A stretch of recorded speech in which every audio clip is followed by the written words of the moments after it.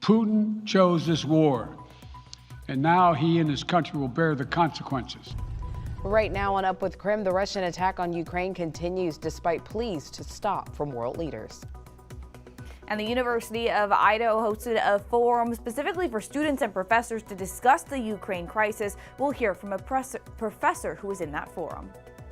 And we're going to take you outside on this Friday morning. Feel good. It's Friday. Temperatures in the teens, and we're talking warmer weather on the way.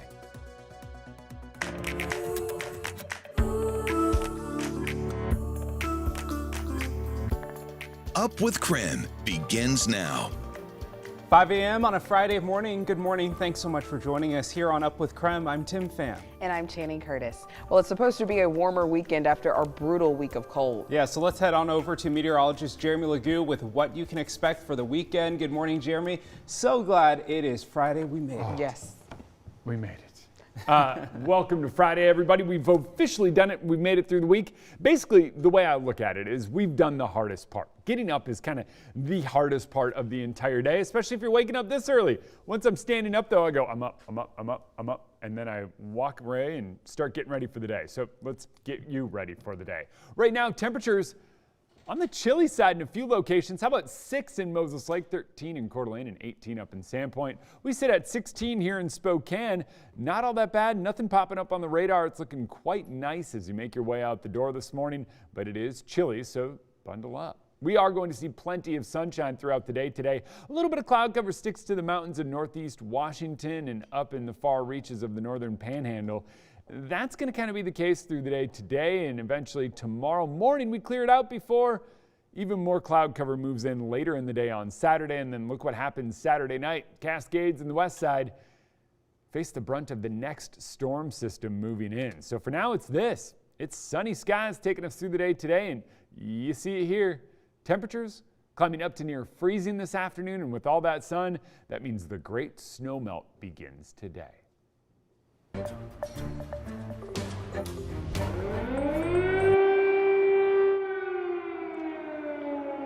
Air raid sirens sounded in the Ukrainian capital this morning, followed by reports of explosions across the city. The AP is reporting that gunfire was also heard near the government quarter of Kyiv. They are also reporting that the Russian military claims it seized a strategic airport outside of Kyiv, cutting off the city from the west. People who live in Kyiv were told to take shelter as Russian forces converged on Kyiv for a second day. Pictures and videos show civilians taking shelter even underground in tunnels. Now, Russia is pressing its invasion of Ukraine to the outskirts of the capital. So while it's difficult to verify casualty numbers, the Ukrainian president says that 137 Ukrainians were killed during the first day of the invasion and insists that civilians are being targeted. What are you doing? This is not the military object. What it is? If you want to attack a military object from military person, attack military person. So this is all I can say. Well, since the beginning of the attack, Russian forces bombed more than 30 civilian sites. Ukraine's president is asking the international community to do more, saying sanctions are not enough. The United Nations earmarked $20 million for humanitarian efforts, while diplomats called for an immediate end to the hostilities.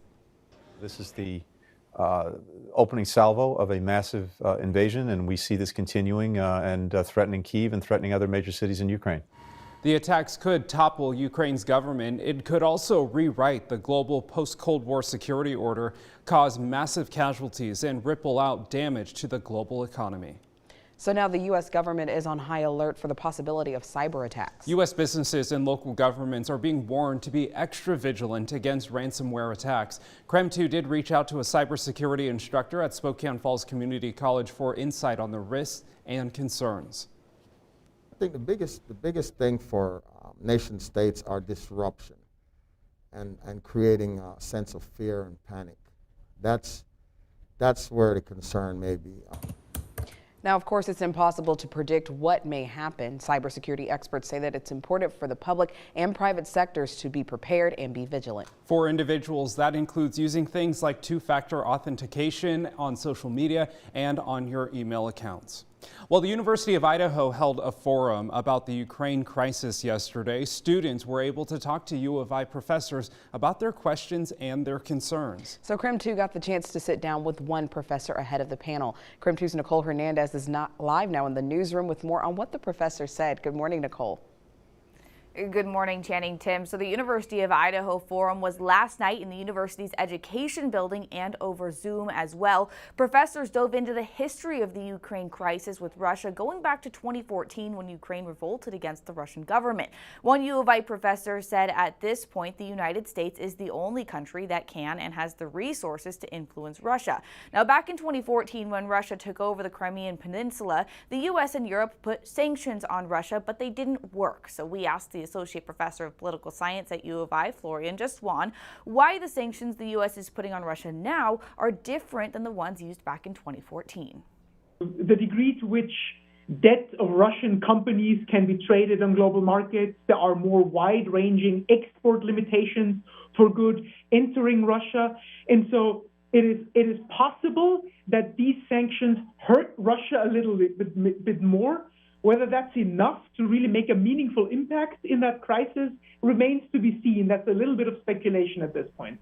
So the U.S. can likely hold out sanctions longer than Europe at this point. The European Union is much more reliant on energy and oil from Russia. But Jaswan says that Europe is already talking about ways to keep their sanctions in place, even if it's more expensive on their end.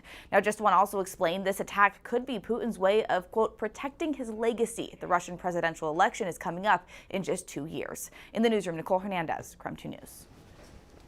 Putin chose this war, and now he and his country will bear the consequences. President Biden also unveiled new sanctions against Russia after meetings with his national security team and other G7 world leaders. So for now, the president has held off imposing some of the most severe sanctions. We estimate that we'll cut off more than half of Russia's high-tech imports. It'll strike a blow to their ability to continue to modernize their military. It'll degrade their aerospace industry, including their space program. This is a dangerous moment for all of Europe, for the freedom around the world. Putin has committed an assault on the very principles that uphold the global peace.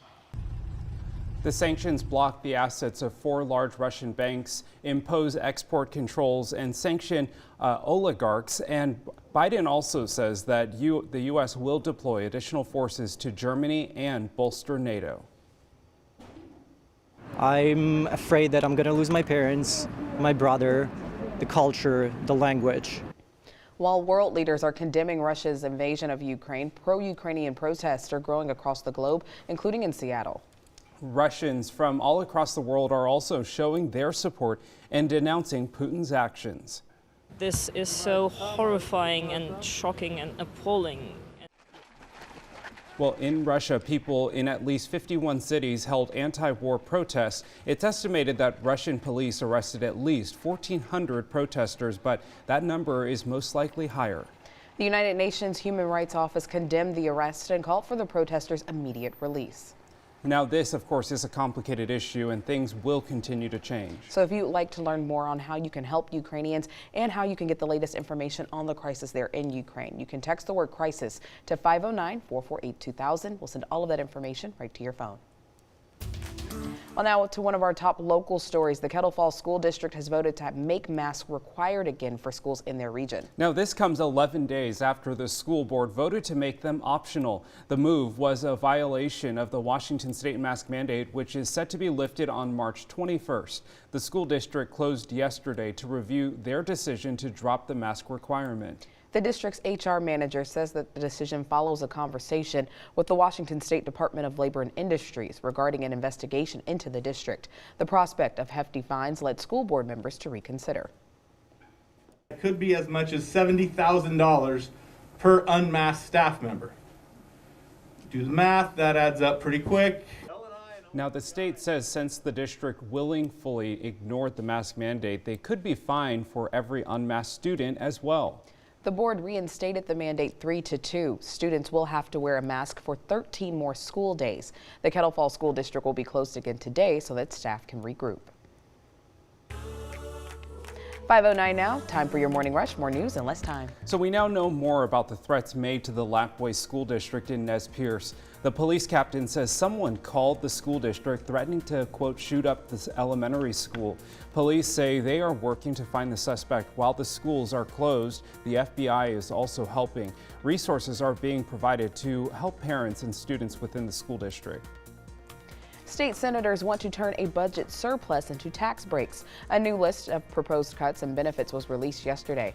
The state's smallest businesses would no longer have to pay business and occupancy taxes. Admission to all county fairs and the Washington State Fair would be free, and you would not need a $30 Discover Pass to visit state parks for a year. State lawmakers have until March 10th to pass their budget for the next year. Also in the Washington legislature, the state standard for drunk driving could be lowered. A proposal in Olympia would lower the legal blood alcohol concentration limit from 0.08 to 0.05. Utah is the only state with a 0.05 limit. Since the change in 2017, that state has seen a reduction in drunk driving crashes and fatalities.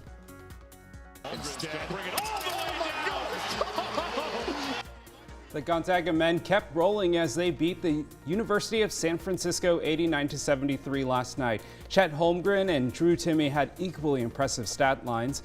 Their last regular season game will be against St. Mary's tomorrow, which is a rivalry game. That's happening tomorrow afternoon. And that's a look at your morning rush. As Russia invades Ukraine, pictures and videos on social media are being shared to show the current conditions in the country. Our Verified team takes a look at what's accurate and what's not. And our KREM 2 investigation continues into the Spokane shock. We have the latest updates on the team's status. And the one thing you need to know about weather? Well, today and tomorrow, all about the sunshine, but we've got snow working its way in. It'll start out west tomorrow and then moves in. We're talking what we've got going on here across the inland Northwest after the break.